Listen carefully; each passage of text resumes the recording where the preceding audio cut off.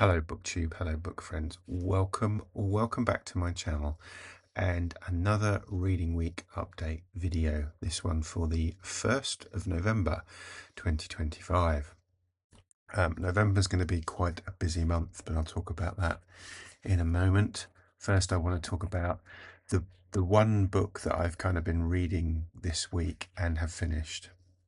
A book that I mentioned last week, a sequel of sorts to The Three Musketeers by Alexandre Dumas, and that is 20 Years After by Alexandre Dumas.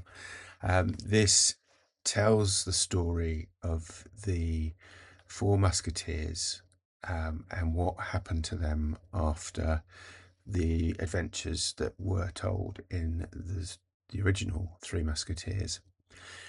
And as you can probably tell from the title, this takes place 20 years after the events in that first book.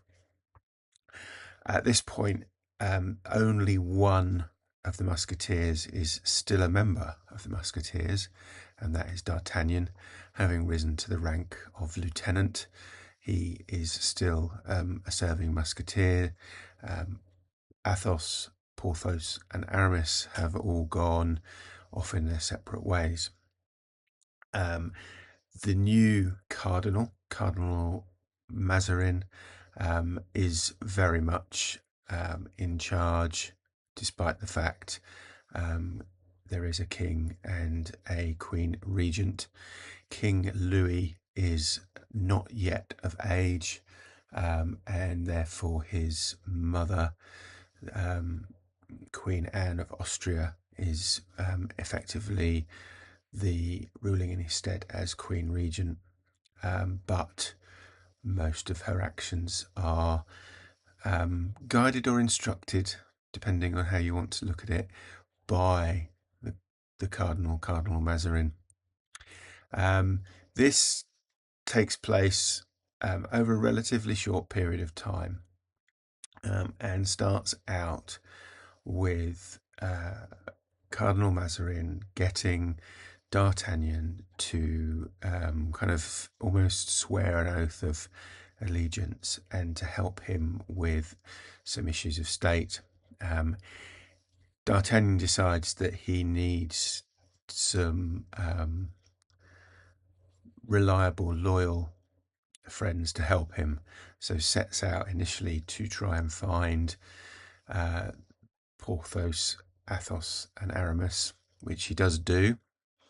Having found that Aramis is now an abbé, so effectively a man of the cloth. Athos is running his own small estate as a count and has a young ward, Raoul, who is a viscount, but is not of his blood. And Porthos is similarly running an estate that he inherited, and is seeking to become a baron, but has not yet made that elevation in aristocracy. All three agree to help D'Artagnan. However, ultimately it is Porthos who is most aligned with D'Artagnan, and Athos and Aramis end up on an opposing side, although whenever the four meet they don't fight. They swear a pledge of allegiance that they, if they do meet on the battlefield, they won't fight one another. And then this sweeps into the downfall of Charles I in England, the rise of Oliver Cromwell. It takes in the son of Milady de Winter, who is out for vengeance on the people he holds responsible for the death of his mother, i.e. the Musketeers, Lord de Winter, the executioner. So it is a kind of, it is a sweeping story, although covering a relatively short period of time. I really enjoyed it. I kind of thought I struggled to get into it. I really did. The first kind of 50 to 100 pages were quite hard going. I don't think, I think this is kind of almost the original translation from the French, so I don't think it's been really kind of revisited since. So it is quite a straight translation. So some of the language is quite it's quite classical rather than a kind of modern translation. But once you kind of get used to it, it reads really well, reads really quickly. It was originally serialized, so it is quite episodic. So you have periods which cover certain parts of the adventure with either D'Artagnan and Porthos, or with Athos and Aramis, particularly when they go to England to try and protect and rescue Charles I. So it is, as I say, quite episodic, but in some ways that helps the reading. It means that, you know, there are kind of almost natural breaks in the story where you can put the book down, but there is a kind of linear story. You know, D'Artagnan is trying to get a captaincy out of his pledge of allegiance to Mazarin. Porthos is trying to get his baronetcy. They all have kind of underlying reasons why they are, you know, trying to do what they're doing. This is effectively now followed by three novels, or three books that lead. The third of which is The Man in the Iron Mask. So that's the end of what is known as the D'Artagnan romances. I do have all of those now. I am planning to read them, not immediately, because I have certainly in November and December quite a bit of commitments in terms of events and group reads, but certainly intend to follow up and read all the way kind of to the end of The Man in the Iron Mask over the next sort of, certainly next year, if not next sort of first few months of next year. Thoroughly enjoyed this. You know, I know I bleat a lot about the Count of Monte Cristo on this channel, or I certainly have done this year. I suspect I will be talking about the other remaining books in this series over the coming months.